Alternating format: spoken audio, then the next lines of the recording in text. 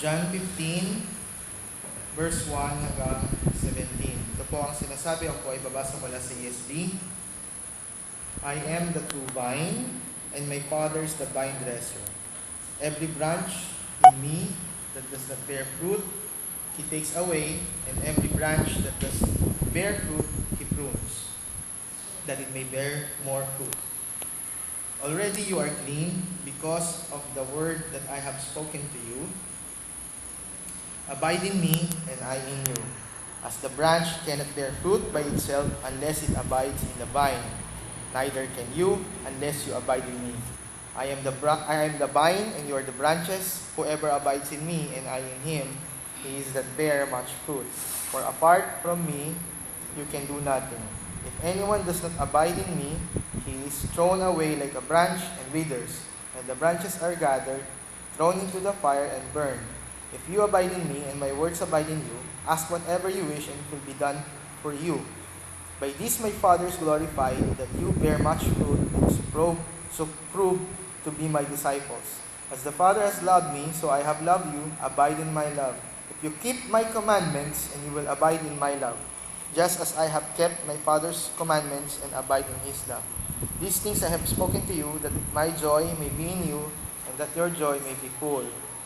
This is my commandment, that you love one another as I have loved you. Greater love has no one than this, that someone lay down his life for his friends. You are my friends if you do what I command you.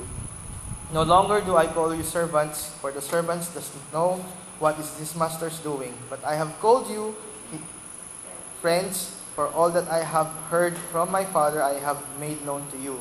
You did not choose me, but I chose you and appointed you that you should go and bear fruit, that your fruit should abide, so that whatever you ask the Father in my name, He will give it to you. These things I command you, so that you will love one another. Tayo po ay manalangin. Panginoon, samahan mo kami sa umagang ito, sa aming pag-aaral ng iyong salita. Kayo po ang siyang manguna sa amin, Lord God, sa aming tatalakayin patungkol sa holiness, that we should abide and we should obey. Lead us, Lord God, as we go on with this passage, O God, and the other passages that we're going to discuss. I pray, Lord God, na sa pamamagitan po nito ay mas madali naming makita, Panginoon, na ang kabanalan ay hindi maaaring mangyari kung hindi kami mananatili sa iyo, Panginoon. Gayon din, hindi rin kami makakapanatili kung hindi rin naman kami susunod.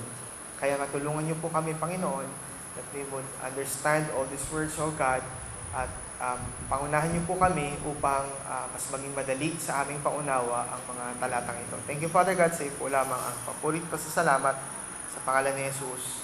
Amen. Okay, kagaya nung binanggit ko sa inyo the last time, we will end the series today dito sa topic na to na pinamagatan na Abide and Obey. Actually, hindi nyo pwedeng gawin yung kabanalan if you are not with God. Okay? If you are not with Christ. In short, nobody can be holy if he or she is not a Christian. Okay? Kagaya nung diniscuss namin sa Bible study nung Friday, dun sa Colossians, pinakita muna ng Book of Colossians, yung sa first chapter niya, kung ano ang ginagawa ni Christ, o ano yung ginawa ni Christ bilang our Messiah and our God. Ano yung ginawa niya? Anong ginawa ni Christ sa atin bilang mga mananampalataya? Sinave tayo, di ba? So, ginawa niya yon. Pagdating ng chapter 2, pinakita naman ni Paul dun sa Colossians na lahat ng ginagawa nilang religiosity is nonsense kasi pinatawad na sila ni Christ. Pero, pagdating ng chapter 3, pinakita naman ni Paul na hindi naman pwede na sinasabi mo na you are Christian, pero hindi ka naman namumuhay ng tama. Kaya whatever you do, whether in words or in deeds, do it for the glory of God. Lahat ng ginagawa mo. Kasi you are already forgiven, you are chosen, and you are alive, already raised up with Christ. Sabi doon, namatay na tayo dati, Binuhay tayo, therefore, ano dapat yung nakikita? So, yun yung concept ni Paul doon. Ngayon, pagdating kay Jesus Christ, hindi ito nalayo. Okay? Pwede kasi natin sabihin ako kasi New Testament naman yan Ganun kasi mangaral si Paul. Masyado kasing strong si Paul. Kailangan natin sumunod. Pagdating kay Paul talaga, kailangan talaga holy. No. Pagdating kay Jesus pa lang, even in the New Testament, sa pangangaral pa lang ni Jesus, makikita nyo na same yung gospel na pinapangaral ni Paul at ni Jesus. Same yung pamumuhay na hinihingi ni Paul at ni Jesus. Same yung requirement na sinasabi nilang dalawa. Hindi ito magkaiba. Kaya nga pagdating ng chapter 15 ng John, actually, maraming may favorite nito, lalo na doon sa verse 7. Ano yung nakalagay sa verse 7? Sa 15:7. If you abide in me and my words abide in you, ask whatever you wish. Kasi parang genie si God. Di ba? Parang genie siya. Ask whatever you wish, whatever. Kahit ano, pwede mong hingin. Yun yung iniisip na marami dito na kapag humingi ka, basta ikaw, Kristiyano ka, basta ikaw, born again ka, so pag nag-pray ka, ibibigay ka agad sa'yo. No! Nagkakamali po kayo. Okay? There's a big no. Kasi ang bigat ng word na abide. Okay? If you abide in me, and my words abide in you, mabigat yun. It doesn't mean na porkit Kristiyano ka, lahat ng hihingin mo, ibibigay na. Diba? Meron akong pinost nga sa FB na meron kasing kumakalat na theology at alam ko na iba sa inyo naniniwala doon. Na porkit inari tayong anak ng Diyos, na hari ng mga hari, iniisip nyo na kayo ay mga prinsipe at prinsesa. Tama? Yun yung iniisip ng marami, di ba? Well, pilingero at pilingera ko kayo. Kasi hindi sinabi ng Bible, wala sinabi sa Bible na tayo ay prinsipe at prinsesa. Tayo ay mga inaring anak lang, mga ampon. Okay? Mga ampon. Mga dating alipin na hindi na tinuring na alipin.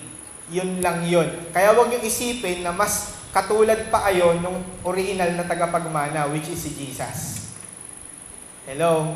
Hindi tayo pwede lumebel dun sa totoong anak. Ampon lang po tayo. Only the grace of God was given to us. Okay? Kaya huwag nyo isipin na porket sinabi dito na whatever you wish, parang genie na siya na, Lord, gusto ko ng spaghetti sa hapunan. Parang lalabas ka agad yun. Okay? Gusto ko po ng crispy pata bukas ng umaga. Gusto ko ng magandang trabaho. Hindi yan mangyayari as ganon-ganon lang. Na tipong parang whatever na magustuhan mo. Mabigat yung inihingi ni Jesus dun sa una. What it is? Abide in me. Number 2, my words abide in you. Sino yun? Does anybody here always abide the word of the Lord in Him? Only the grace of God ang pwedeng magdikta nun. Okay? If you would abide. Okay? So, yung holiness, kung tutuusin, anong kinalaman nito? Simple lang po. Akala kasi natin ang holiness is being, sabi ko kasi yung nakaraan, akala natin holiness is being perfect. No. Holiness is having union with Christ, meaning abiding. And having communion with Christ, meaning enjoying our relationship with God. That is holiness. Ito yung pagiging holy. Na tipong, ano pa kakaiba ng union sa communion? Meron ba kayong, kaya nyo bang sabihin yun? Union and communion. Union is pakikipag-isa. Pakikipag-usap. Actually, it's not just usap lang. It's more deeper than usap. It's having a deeper relationship. Parang sa marriage yan sa mag-asawa. Yung dalawang kinasal, dalawang tao, lalaki at babae, totoong lalaki at totoong babae, kasi pwede nang hindi totoo yung lalaki, hindi totoo yung babae, pwede na, may nagkakasal na So, nililinaw ko lang hindi lang dalawang tao, kasi pwedeng dalawang lalaki, pwedeng dalawang babae na ikakasal na rin. Okay, so linawin natin. Isang totoong lalaki at isang totoong babae, kinasal, anong meron sila? Union. Okay? When they are married to one another, they have the union, pinag-isa. Ibig sabihin, hindi sila pwede paghiwalayin. Paano naman nagkakaroon ng communion sa kanilang dalawa? Pag everything is common, ini-enjoy nilang dalawa, yung meron silang dalawa, yun yung communion. Okay? Kaya nga siya communion eh. Parang yung word na communist, di ba? Common. Nagkakaroon kayo ng, yung lahat ng bagay ini-enjoy ninyo sa inyong dalawa, yun yung communion. So ang isang lalaki at isang babae, ang dalawang tao, pwedeng maging united or union, magkaroon ng union, pero hindi nagkakaroon ng communion. Yes or no? Yes. Merong mga lalaki at babae kinasal lang, pero hindi na-enjoy yung married life. Magkaiba yon. Di ba? Meron namang mga tao gusto nilang i-enjoy yung married life, gustong magkaroon ng communion, pero wala naman silang union, hindi sila kasal, which is hindi uubra. Okay? Kasi bago ka magkaroon ng communion, kailangan muna united kayo. Kailangan muna may union muna. Tama? So, hindi pwede paghiwalayin yon. Pero, pwedeng magkaiba yon. Hindi siya pwedeng paghiwalayin, pero pwedeng magkaiba. Ibig sabihin, pwedeng united, pero hindi nyo na-enjoy. Meaning, you can be a Christian, true Christian, pwede, but you are not enjoying your relationship with God. The good reason why is because you are not living a holy life. When you're not living a holy life, pwedeng sabihin mo, ligtas ka nga. Sige nga, may alam mo, umaasa ka. May salvation ka, nakakapag-pray ka, nakakapunta ka sa church. Pero deep inside you, hindi ka nag-i-enjoy sa Christian life mo. Why? Why? Kasi lagi kang tulunan ng sin, lagi kang nakalugmok sa pagkakasala, lagi kang inupusig ng kalooban mo, alam mo, mali yung ginawa mo. You're not enjoying your communion with God. In short, actually sa pagtatapos natin dito sa series ng holiness, holiness is living like Christ. Sa totoo lang, holiness is living like Christ. Ang holiness po, ang kabanalan po ay pamumuhay kagaya ni Kristo. Okay? So, malinaw ba tayo doon sa union and communion? Klaro yun, ha? Okay. So, paano yan? Paano natin ma-enjoy yung union and yung communion natin kay God? Actually, let's open our Bibles to 1 Timothy. Ang ganda ng binanggit dito ni Paul kay Timothy. 1 Timothy 4, verse 15 hanggang 16. Ang ganda ng binanggit ni Paul dyan. 4:15 and 16. Practice these things, immerse yourself in them, so that all may see your progress. Verse 16, keep watch on yourself and on the teaching, persist on this, for by so doing you will save both yourself and your hearers. Bago po yan, pagka binasa niyo po yung mga passage prior with this verse 15 and 16, makikita ninyo yung mga paalaala ni Paul kay Timothy kung paano siya dapat mamuhay bilang lingkod ng Diyos. Actually, hindi lang bilang lingkod, but even bilang isang tunay na Christian talaga. Paano siya dapat mamuhay. Pero ang gusto kong makita ninyo dyan, yung sinabi niyo sa verse 15, na practice these things. Okay, number 1, sabi niya, practice these things. Hindi lang yun basta-basta practice, but immerse. Immerse yourself in them. Ano ibig sabihin ng immerse? Pakalunod ka dyan, ilubog mo yung sarili mo dyan sa ganyang mga bagay. Pangatlo, verse 16, keep a close watch on yourself. Pang-apat, keep watch on the teachings. Kaya napaka-importante po niyan. Okay? Bakit? Kasi yung tamang pamumuhay ay laging nakaugnay sa tamang katuruan. Kaya hindi nyo pwedeng sabihin, hindi natin dapat aralin yung doctrine kasi yung doctrine nagdi-divide yan. Kalokohan yun. Yung mga pastor na ayaw magturo ng doctrine, bobo. At ayaw mag-aral. Okay? At mas ang masama nun, kasalanan yung sa harapan ng Panginoon dahil inuutos na aralin yung doktrina. Kailangan yun. Kailangan yun. Kaya dapat tayong magpakalubog, magpakalunod, magpakalalim, magpakababad sa pag-aaral ng salita ng Panginoon. Okay? Importante, practice these things. I-practice mo yan, yung tamang pamumuhay, kailangan niyang makita. Holiness should be seen. Okay? Babarin mo yung sarili mo dyan. Okay? Kailan ba yun? Kahapon yata yun or na Friday, nagkikwentuhan kami ni Grace. Patungkol sa holiness. Kasi kinukulit ko siya. Ano na yung topic ko sa church? Ginaganon ko yung mga yan. Ano na yung kaya nagkikwentuhan kami.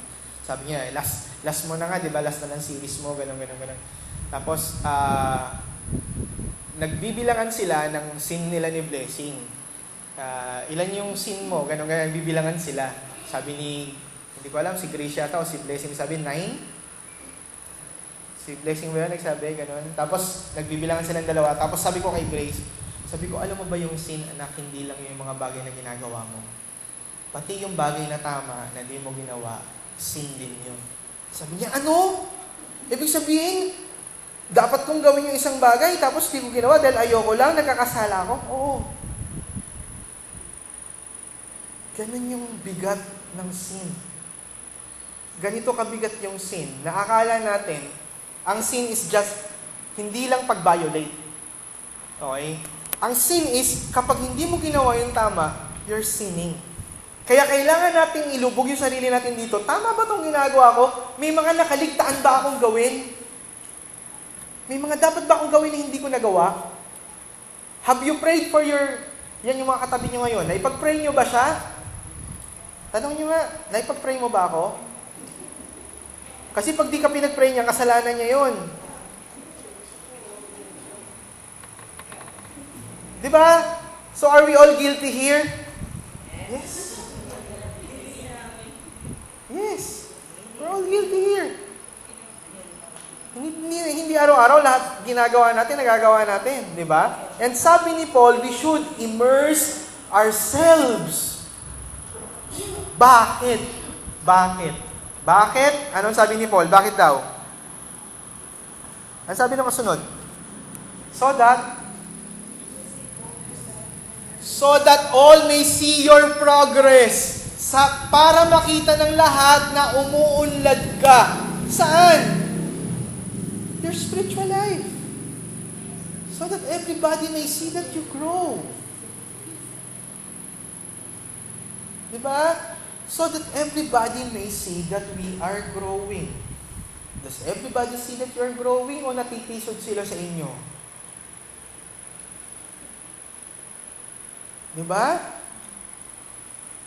Napaka-importante na makita natin a Christian has the capacity to grow because God gave them so the right to. Merong kapasidad ang isang tao na lumaki, umunlad, lumakas, lumagong espiritual. Dahil binibigay ni God yung kakayanan or yung pagkakataon. Sa Kanya yan nanggagaling. Hindi natin yan kaya on our own at hindi rin yan pwede sa hindi totoo. Only those who are Christians has the capacity to grow. Okay? Ang ganda nga nung binanggit ni John dun sa binasa natin kasi yung illustration ni Jesus is about a tree. The vine and the branches. Okay? Kapag naging masyado kayo technical, Pastor, bakit vine? Hindi naman tree ang vine. Vine nga eh.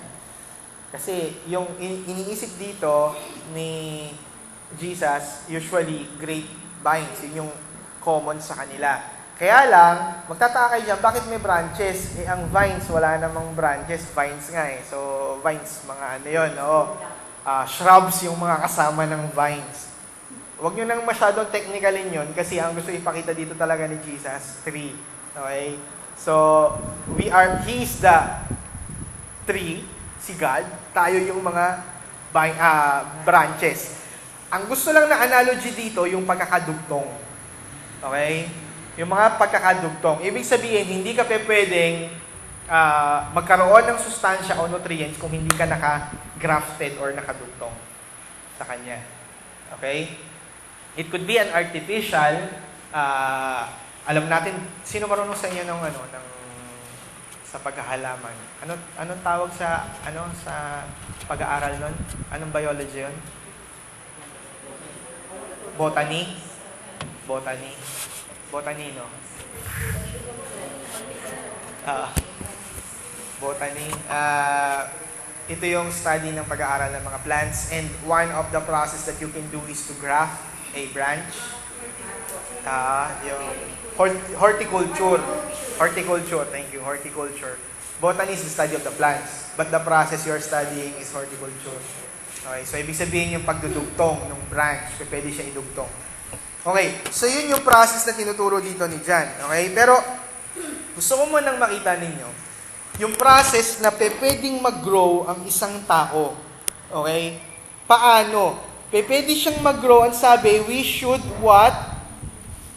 Practice these things and immerse on it. Not just to do, but immerse. Ilubog ninyo yung mga sarili. Ibig sabihin, mayat-mayain natin. Okay, mayat-mayain natin. Tapos, hindi lang yun. We should always have keep a close watch on ourselves. And not just on ourselves, but on the teachings. Okay? Ano yung 4 na dapat gawin para mag-grow?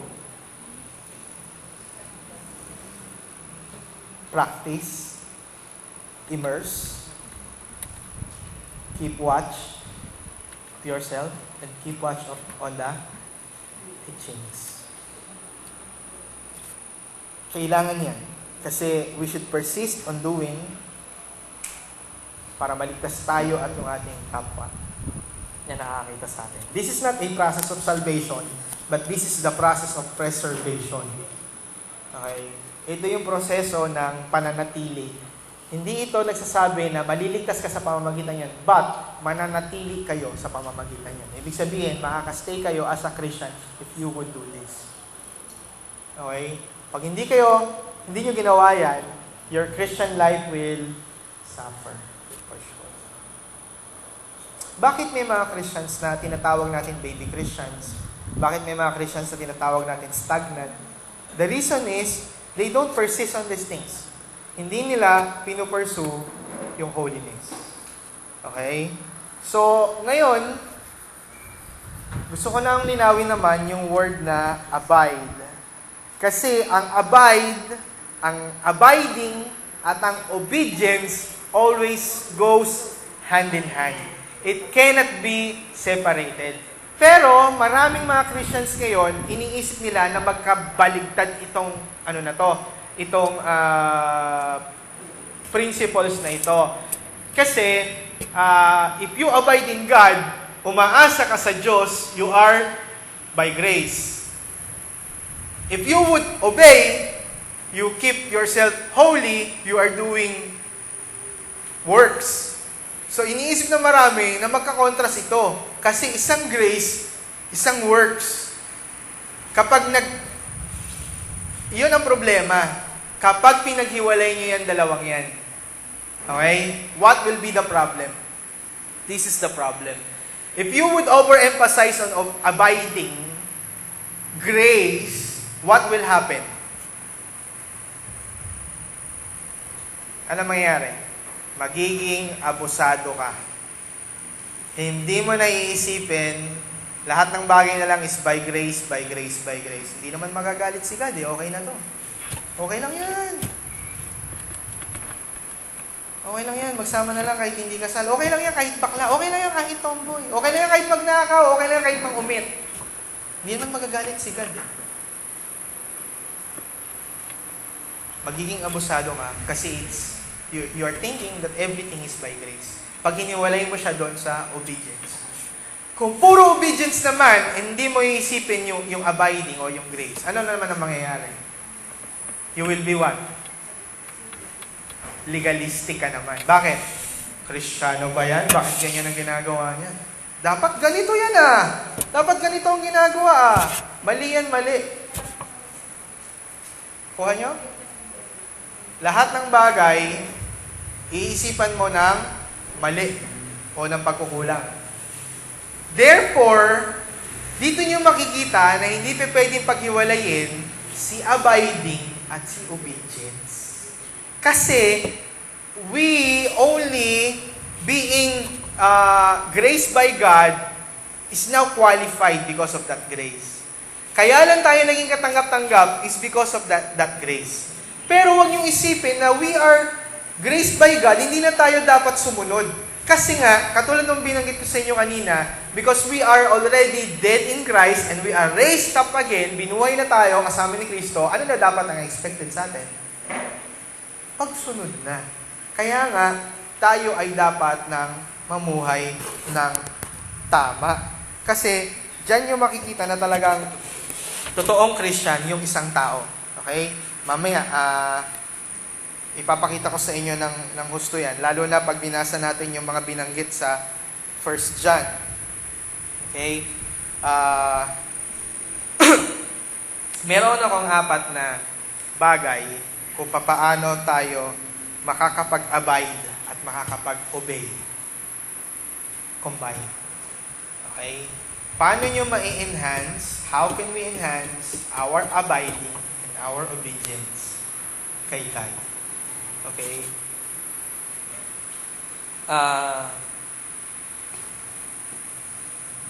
Una is our communion with the Lord. We should enhance our communion. We should look at ourselves. Paano natin ma-enhance yung ating relationship with God. Okay? Paano yun? Yung communion na yan, kasama dyan yung tinatawag na self-reflection. Yun yung binabanggit kanina ni Paul kay Timothy. Kailangan mong mag-progress, kailangan mong magpatuloy, kailangan mong mag-immerse, and yung susunod doon, keep a close watch of yourself. Dapat nga ba? Should we keep a close watch of ourselves? And also, we should keep watch of the teachings. Ibig sabihin, the teachings ang dapat nating gawing salamin. Okay? Sino sa inyo ang hindi nagsasalamin? Sino ang hindi nagsasalamin sa inyo? Ako, gigil ako talaga sa salamin. Talagang, hindi ako makontento. Nakakailan lipat na kami ng bahay, lagi ang isa sa mga importante sa akin, salamin. Oo, importante sa akin ang salamin. Hindi ako pwedeng walang salamin sa bahay. May salamin kami sa taas. Gusto ko may salamin sa baba. Okay? Ayoko nang wala. Tapos ang plano ko, kasi yung isang pinapayos namin na bahay sa Bulacan, gusto ko palagyan ng malaking salamin para lumaki yung itsura. Di ba nakakalaki ng bahay? Pag may salamin, mukha siyang malapad. Pandaya rin. Pandaya rin yung malaking salamin. Pero gusto ko nang may salamin kasi gusto ko laging nakikita ano ba itsura ko. Baka mamaya naman mukha akong mukhang busbusin. Diba? Baka hindi ako nakapagsuklay. Minsan kasi may tendency akong ganun bangon ako tapos lalabas kapag may kailangan gawin sa labas. Basta kailangan pagbangon ko, nakikita ko yung sarili ko. So, importante sa akin yung salamin. Kaya lagi, yun yung isa sa mga inuuna ko i-install sa bahay kapag, bagong lipat kami, kailangan nakapagkabit ako ng salamin. Okay. Okay, kailangan nating magkaroon ng tinatawag na reflection. Kasi kapag you are not reflecting, hindi mo na nalalaman ano ka na. Ginagawa niyo ba yun? Do you do your reflections? Nagre-reflect pa ba kayo o okay lang? Mahilig lang kayo mag-selfie? Hindi kayo mahilig mag-reflect? Hindi kayo mahilig manalamin? Ay, ang gagawin nyo, kukunan nyo na kagad ng picture yung sarili nyo, hindi nyo mandang maisip kung nakapagsuklay ka ba, okay, may TL ka ba, Ah, tululaway. Yan. May mutant ka ba sa mata? Hindi mo alam kung ano eh. Hindi ka pa hindi ka nakakatingin tapos pipicturean mo kaagad. We should have our reflection. We should reflect on ourselves. Every day. Naisip nyo na ba kung ano yung mga bagay na nagawa nyo at hindi nyo nagawa? Okay? Yung mga nasabi nyong tama at hindi. May kulang ba kayong hindi nasabi? May mga inisip ba kayo sa inyong kapwa na hindi tama? We should have our reflection. Okay? Because we should grow. Ngayon, gusto ko ring ipakita in regards to obedience and abiding. Balik tayo sa John. Tingnan niyo yung mabuti yan.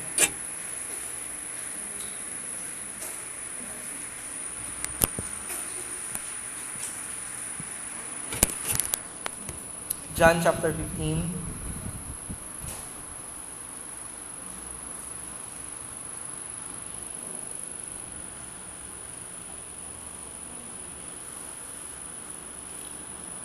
Tingnan niyo yung verse 4.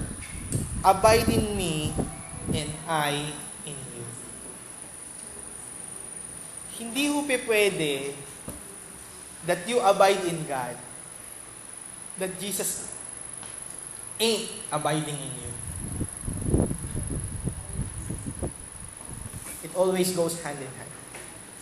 Gusto mo magstay kay God, dapat nag-i-stay din siya sa'yo. Dapat nakikita rin siya sa'yo. Hello? Gusto mo sabihin Christian ka, gusto mong ma-enjoy yung benefit ng pagiging Kristiyano, dapat nag-a-abide din si God sa'yo. Dapat nakikita rin siya sa'yo. Hindi mo pwedeng sabihin yun, Christian ako pero hindi halata. Diba? Merong isang teacher, yung twins. Ang claim niya, she's a Christian. And nung nagpunta nga kami nung parent-teachers meeting, nagpakilala kami as Christians kasi alam nila na Christian yung dalawa. So, hindi sila pinapasama sa ibang mga activities kapag Catholic activities. Sabi ng teacher, ako rin po, Christian po ako. Ganyan. Tapos one time, itong Grace of Blessing, nagkikwento sa akin, ano mo ba dad? Yung topic namin sa school, patungkol sa pamahiin. Ganyan. Tapos sabi raw ng teacher nila, I don't say that it's working pero I don't say that I believe doon I don't believe on it, but it works. Sabi mo, Grace? Gusto ko sanang sabihin, I'm thinking that you're not a Christian eh. Kasi, you say that you're a Christian, pero yung belief mo and your practices ay malayo. So, hindi pa pwede. Yes or no? Di ba? Hindi siya pwedeng mag-meet eh. Hindi mag-meet eh. Gets nyo? If you say that you are a Christian, dapat mag-meet yun. Okay? Nakakita na kayo ng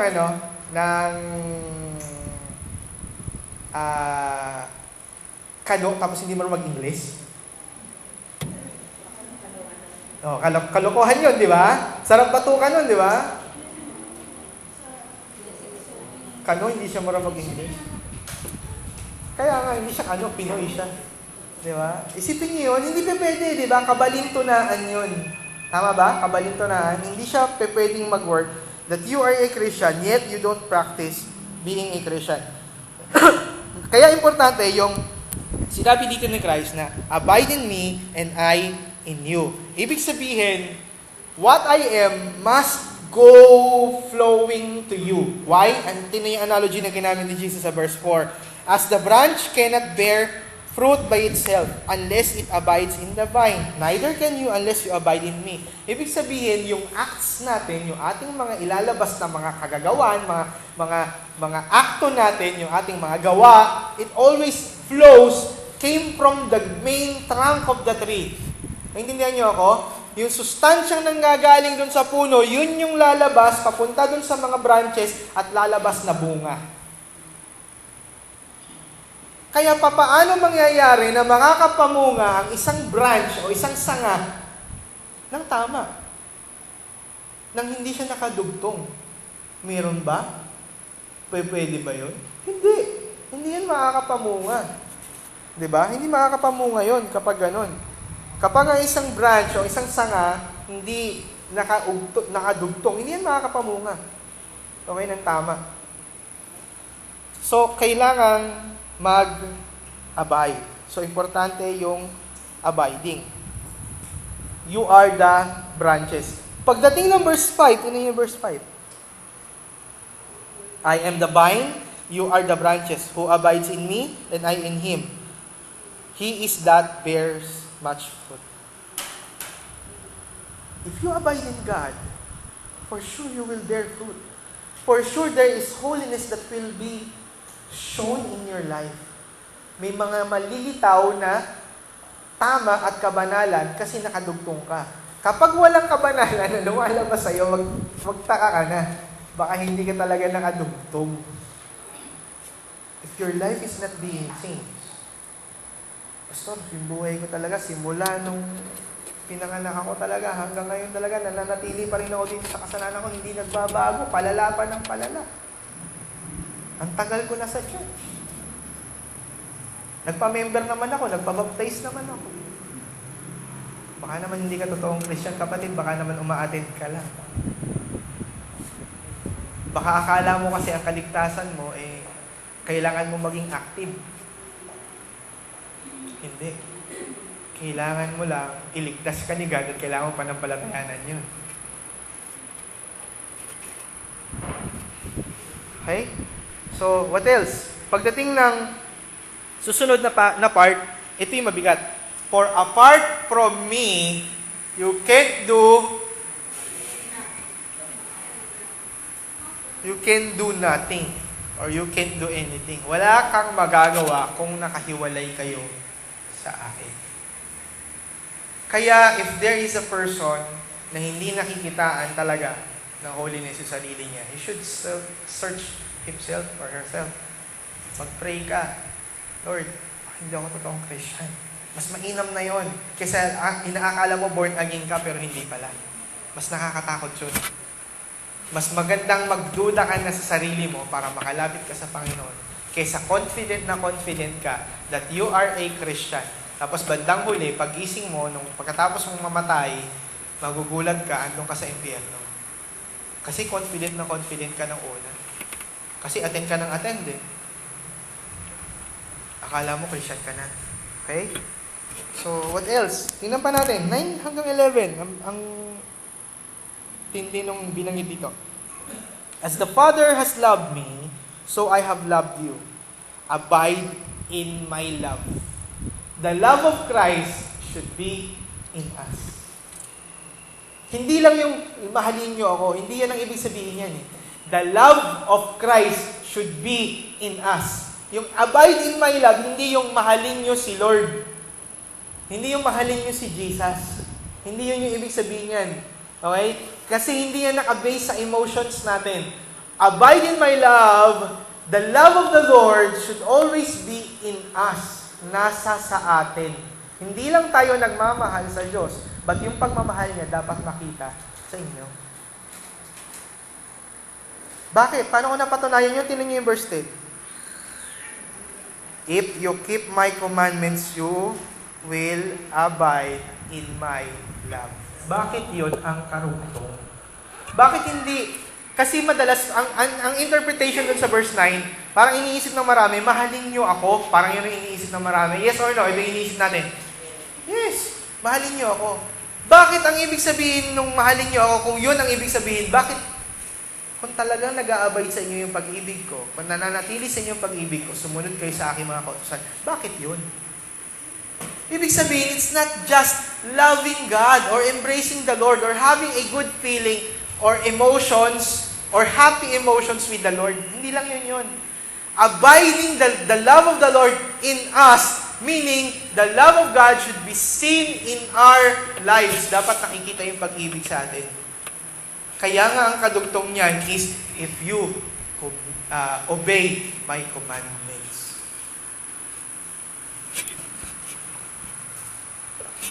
Grabe.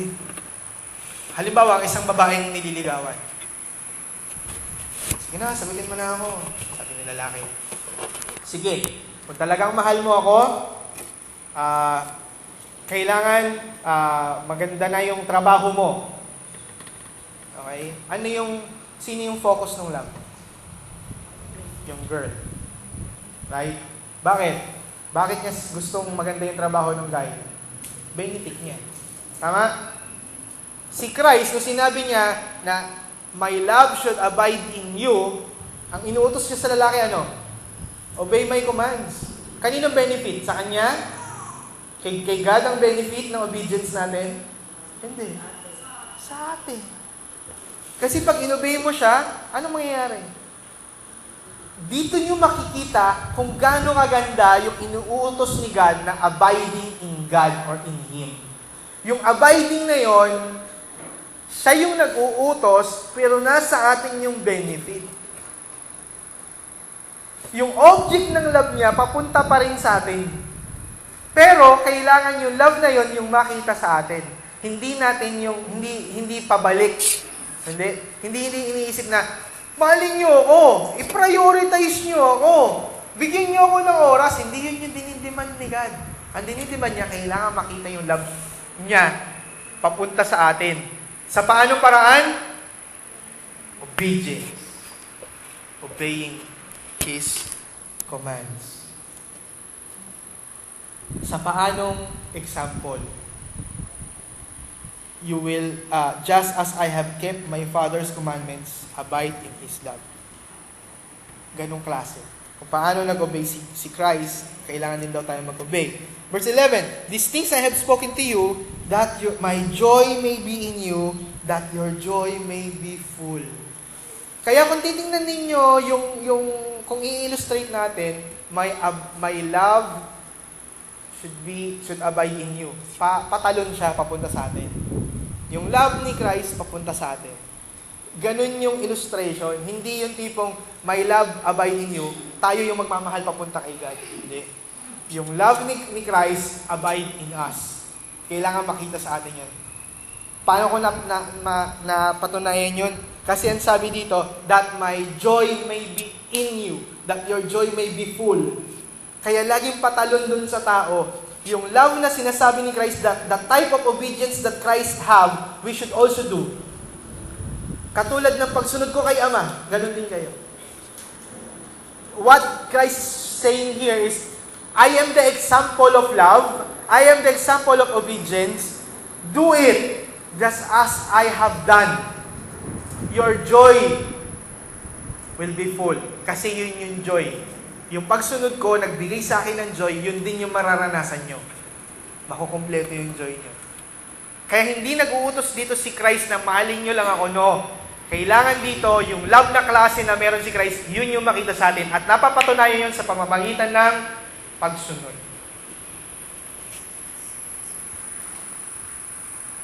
Okay? Kaya nga, pagdating ng verse 12, maiintindihan nyo, pagdating ng verse 12 na, this is my commandment. Ano yung commandment niya?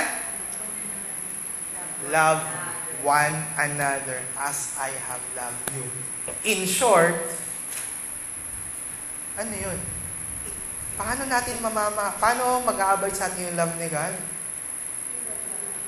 Love one another, therefore. Ano opposite ng love? Hate or sin. Tama? Di ba? Naalala nyo yun, diniscuss ko sa inyo dati. Ang kabaliktaran talaga ng sin, loving. Di ba? Sin before God, loving your God. Kabaliktaran nun. Sin against your neighbor, loving your neighbor. Tama? Kaya ano sinasabi dito, this is my commandment, love one another. Anong kabaliktaran ng love dito? Sinning against your neighbor or anti-holiness.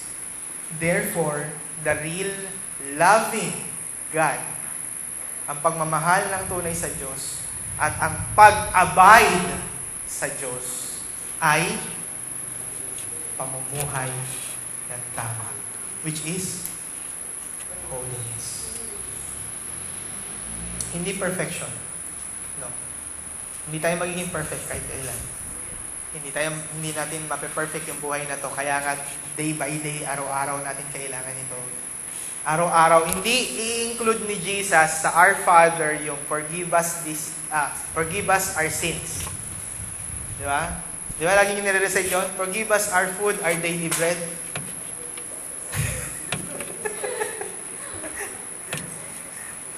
Titingnan ko lang kung nakikinig kayo mabuti. Okay. Ano yung sinabi doon? Forgive us our sins. Nandito na yung iba. Forgive us our sins, our daily bread. As we forgive those who sins against us. Okay? Hindi include yan ni Jesus kung hindi importante na lagi tayong hihingi ng tawad sa Panginoon. Kasi alam niya that every day you will fall. Di ba daily basis nga yung tinuro niya na yun, yung Our Father who art in heaven, hallowed be thy name. Thy kingdom come, thy will be done on earth as in heaven. Give us this day, ibig sabihin, you are praying that day for that day. Naintindihan ninyo? Nananalangin ka sa araw na yun, para sa araw na yun. You are praying for that day. You are praying for your needs. You are praying for the temptation that you're going to face for that day. Naintindihan ninyo? Ganong klase yung kakompletuhan ng prayer na tinuro sa atin. Kasi kailangan tayo araw-araw nagre-repent. Yun yung kahalagahan ng reflection. Kasi hindi kayo makakapag-repent if you are not reflecting. Okay? Layo na tinakbo natin. Reflection lang yung gustong i-point out. Okay? Gusto ko kasing makita ninyo yung kahalagahan kung paano tayo dapat nagre-reflect. We can only reflect if we could see our sins. Kaya nga importante na malaman ninyo yung sinasabi ni Jesus dito sa John 15. Do we obey really the Lord? Do we really love our neighbors? Because if it is not, hindi tayo nakakasunod, hindi tayo nakakapag-abide. So, kailangan natin laging mag-reflect. Okay? Hindi nyo pwedeng sabihin na, na hindi po, Pastor, di ba pinatawad na tayo? Maninis na tayo. Hindi nyo pwedeng sabihin yon. Punta tayo sa 1 John. Same author, same mentality, same concept na makikita natin. 1 John chapter 2.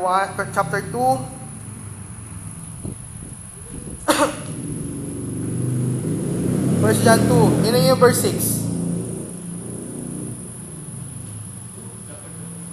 1 John chapter 2, verse 6. 1 John 2:6. Ano sabi? Whoever says he abides in him. Ano naman sabi? Ought to walk. Kailangang mamuhay the same way which he walked. Kung paanong namuhay si Christ, ganun din tayo dapat namumuhay kung ikaw talaga ay nananatili kay Christ. Hello? So, hindi niyo pwedeng maangkin yung promise ng John 15:7 ng whatever you wish if you're not walking just like as Jesus walked. Hello? Another from 1 John chapter 3 verse 6.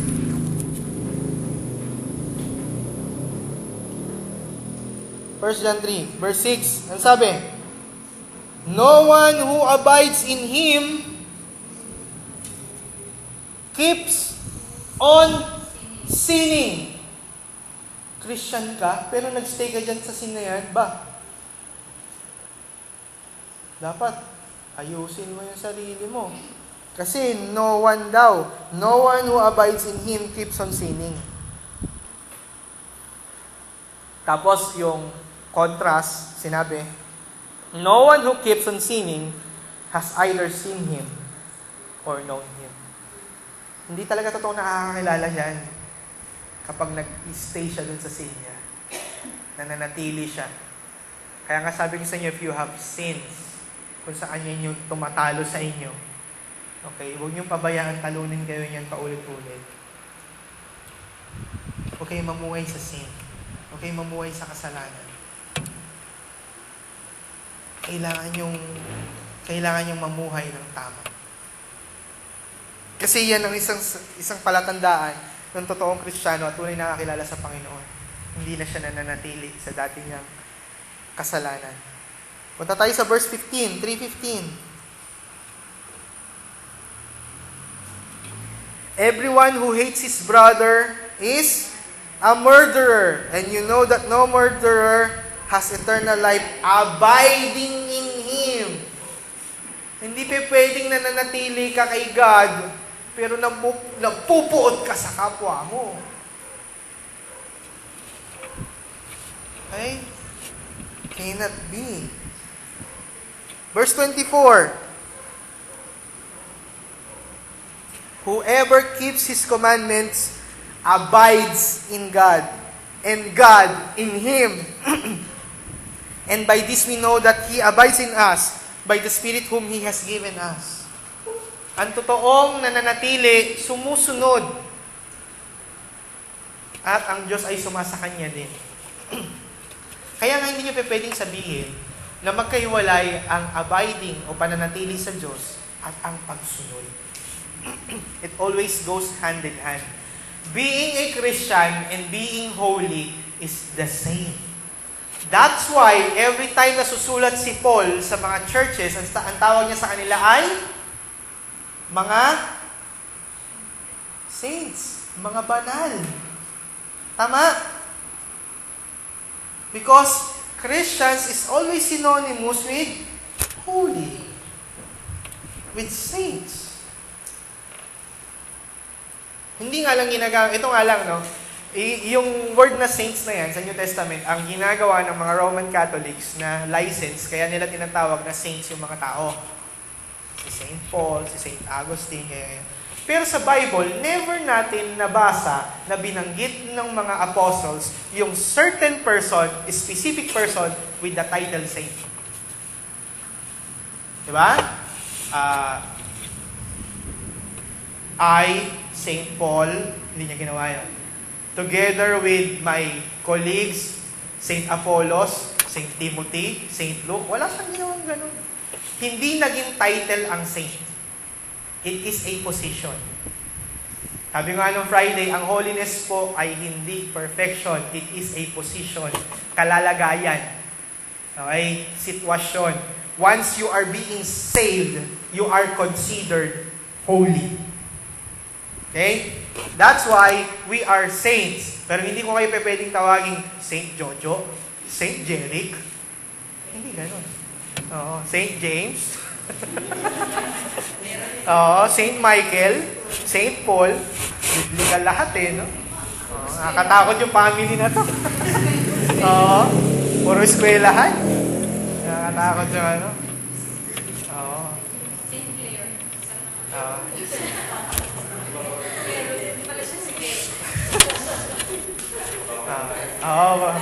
Bawal daw, bawal. Okay, next. Tuloy pa natin. Oo nga, no? Tuloy pa natin. Chapter 4. 1 John pa rin. Chapter 4, verse 12.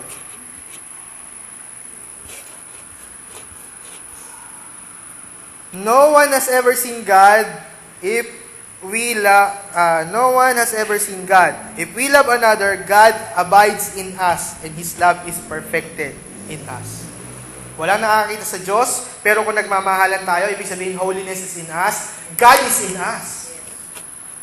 Hello? Naintindihan niyo? So, ibig sabihin, hindi ito, hindi pa pwede paghiwalayin ang holiness at ang pagsunod. Ngayon, pastor, paano kung hindi ko talaga perfectly nasusunod? Hindi nakalimot si John dyan, okay? Hindi nakalimot si John dyan sa ganyang mga situation. Kasi alam niya naman na may mga failures tayo, kaya nga nagkaroon siya ng paalaala dun sa 1 John 1:9. If we confess our sins, He is faithful and just to forgive our sins and cleanse us from all unrighteousness. Tapos, 2:1, my little children, tama, 2:1. My little children, I am writing these things to you so that you may not sin. But if anyone does sin, we have an advocate with the Father, Jesus Christ the righteous. Ibig sabihin, may fallback tayo. Pero hindi dapat natin iniisip na hindi tayo dapat magpakabanal. Okay? Dapat tayo magpakabanal. Pero kung may failure ka, huwag kang mag-alala. May fallback ka. Pero sasalo sa'yo. Meron kang insurance. You are insured. Na kapag nagkamali ka, huwag kang mag-alala kasi merong sasalo sa'yo. Pero magkaiba, yung nag-fail sa namumuhay sa sin. Hello? Di ba nilinaw ko sa inyo yan before? Iba yung commit sin sa living in sin. Magkaiba yun. Anong pagkakaiba nun? Pag nag-commit ka ng sin, ibig sabihin,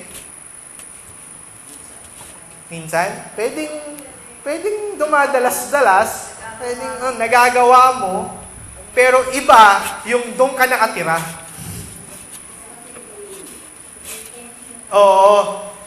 Iba yung ayaw mo talagang mawala yun. Iba yung ini-enjoy mo yung masarap eh. Ito talaga gusto ko. Gusto mo lang ma-save, pero ayaw mo namang umalis sa sin. Magkaiba yun. Okay? Iba yung nag-struggle ka.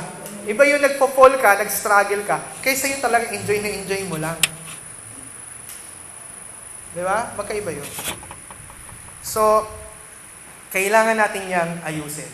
Malinaw na po ba pagdating sa reflection? Okay. Next. Ano yung mga practices that could enhance our abiding and our obedience before the Lord? Number 2 is our prayer life. Okay? Let us pursue ourselves in praying. Napaka-importante na lagi tayong manalangin. Okay? Tinuruan ni Christ yung kanyang mga disciples to pray. Actually, tingnan niyo sa Colossians 4:2. Susunod na topic natin to sa Bible study. Colossians 4, verse 2. Continue steadfastly in prayer, being watchful in it with thanksgiving. Ibig sabihin, ang pananalangin ay dapat laging ginagawa. Pero, bantayan ninyo ang inyong pananalangin sapagkat ang pananalangin dapat ay puno ng pagpapasalamat at hindi puro paghingi. Hello? Kaya nga, di ba, pagka may prayer time tayo, lagi kong inuulit-ulit sa inyo, nagbibigay ako sa inyo ng passage. Ito yung kailangan yung pagbulay-bulayan para kayo ay makapagpasalamat kay God. The reason why we pray is not just to ask God our needs. Alam na ni Christ yun eh. Alam na ni God yung prayers natin actually. Kaya lang sinasabi natin kasi, out of our hearts. Pero, ang pinaka-reason why we pray is to commune with God with thanksgiving. Prayer is like you're singing songs. You're thanksgiving to the Lord. Nagpapasalamat ka. You're reflecting how wonderful God is. Ito dapat ang laman ng prayers. Prayers should be God-centered and not self-centered again. Hello? Gusto ninyong improve yung inyong abiding at yung inyong obedience? Start praying a prayer of thanksgiving. A thanksgiving heart during prayers. Okay? Pangatlo. Okay? Third is our communion or our studying with the Word. Importante yan. Kasi dun sa 15:7 kanina ng John, if you abide in me, and my words abide in you. Importante na the Word of God abides in us. Do you understand the teachings? Naiintindihan niyo po ba yung pinag-aaralan natin? O kaya lang kayo nagpupunta dito kasi linggo? Makulit kasi nanay niyo, hindi kayo titigilan ng kagigising. Kung hindi kayo aatin. Diba? Kaya nga ako, gigil na gigil ako kapag yung ang focus ng isang church ay magparami. Tapos, hindi naman talaga para magturo. Para magparami, lumaki, dumami sila. Hindi yun eh. Kailangan maging disciple. Kailangan maging disciple yung mga tao. Okay? And you cannot do that in an instant. Kailangan yan mangyari, or nangyayari yan day to day, week by week, months by months, even years by years, bago maintindihan. Yung ilan sa inyo, ilang taon bago naintindihan yung doktrina ng grace. Diba? The doctrines of grace. That God chooses us, loves us, preserves us, namatay si Christ para sa mga inelect niya, hindi para sa lahat. Kasi kung namatay si Christ para sa lahat, di sana lahat ligtas. Bakit hindi? Hindi eh. He didn't die for all. He died for the one He loves. Kaya nga, for God so loved muna bago yung believe on Him. Nag-una muna siyang nagmahal. So, siya'y namatay para dun sa mga minahal niya. Those whom He loved will believe and will have an eternal life. Okay? Yun yung proseso. Kaya nga sabi ng Ephesians, you were chosen before the world began. This is the last passage that I told Mommy Babes. Minahal kayo ni God before the world began.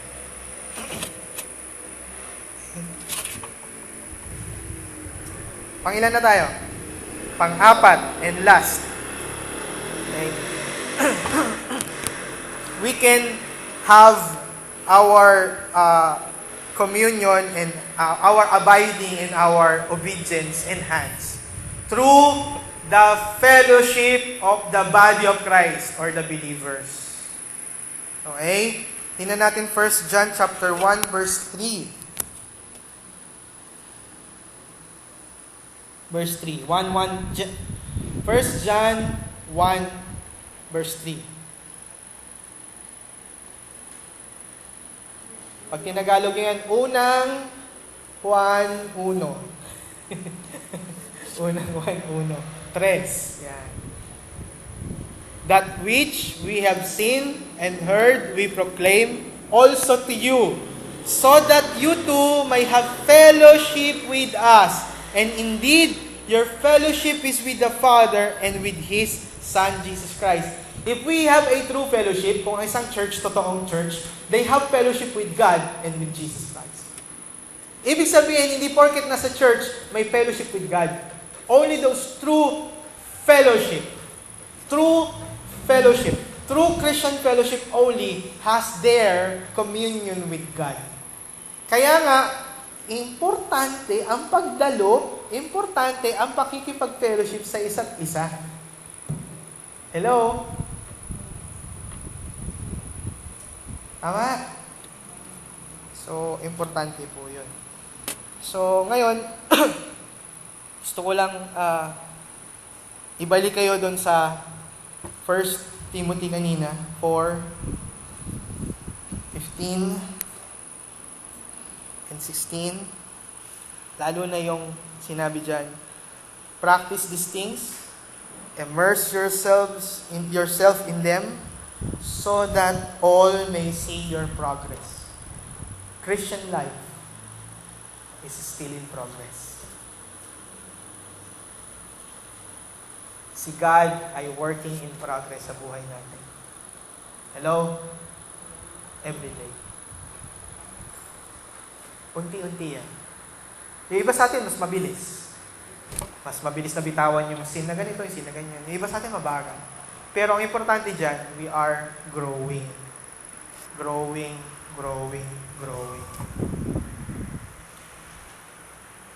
Sino sa inyo ang nababantayan na yung buhok niya humahaba?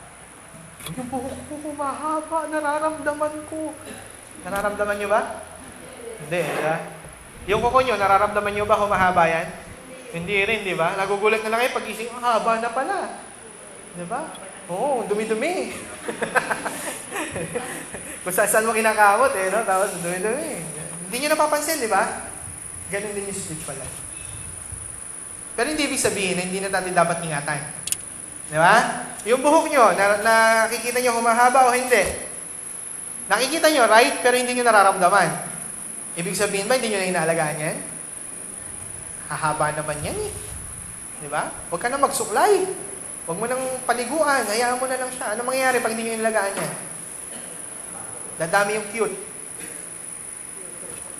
Yung cute.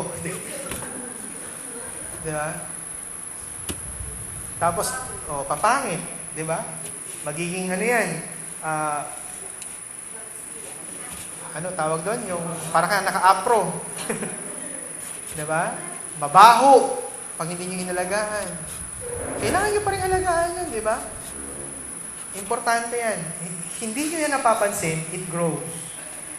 Pero doesn't mean that it grows, ini-neglect nyo na. Ganun din yung spiritual life. We grow. Hindi nyo yan napapansin, magugulat na lang kayo, ano. Dati noon, takot na takot ako sa gantong bagay. Pero ngayon, nananampalataya na ako kay God na siya na yung bahala. Naranasan nyo na ilang beses na kayong muntik-muntik na, pero alam niyo talaga na si God yung kumikilos talaga at nangyayari yung providence niya. Tama? Maraming bagay na. Marami na kayo naranasang providences nila. We grow. Hindi natin yan napapansin. Pero hindi ibig sabihin na dapat na natin pabayaan. Dapat nating alagaan yung spiritual life natin. Hello? So, paano paraan? Paano natin maayanan sa ating abiding sa ka-obedience? Kailangan natin yung self-confidence? Reflection. Tapos, yung ating prayer, yung ating study ng word, at yung ating fellowship. Okay? So, kailangan natin yan. Tayo po tayong lahat.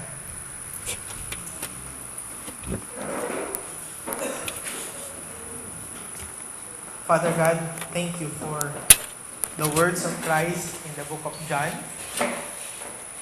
telling us that we should abide in you. Truly, Lord,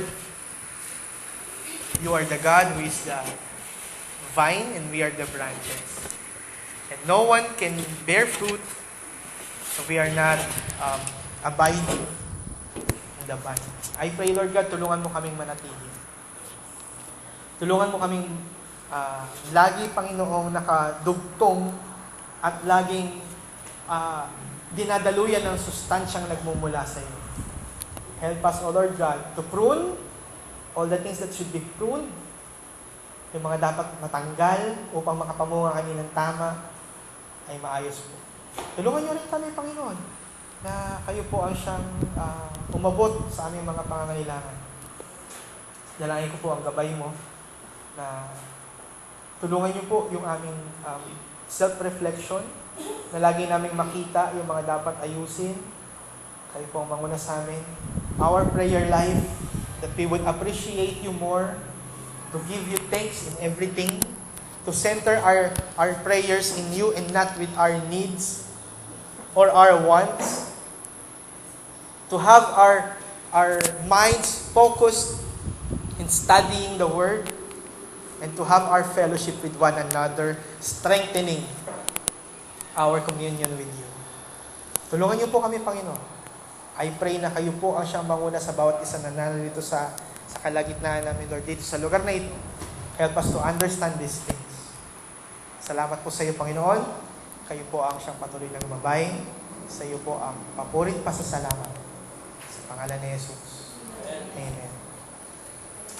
Tayo po ay dadako sa ating paghahaloob.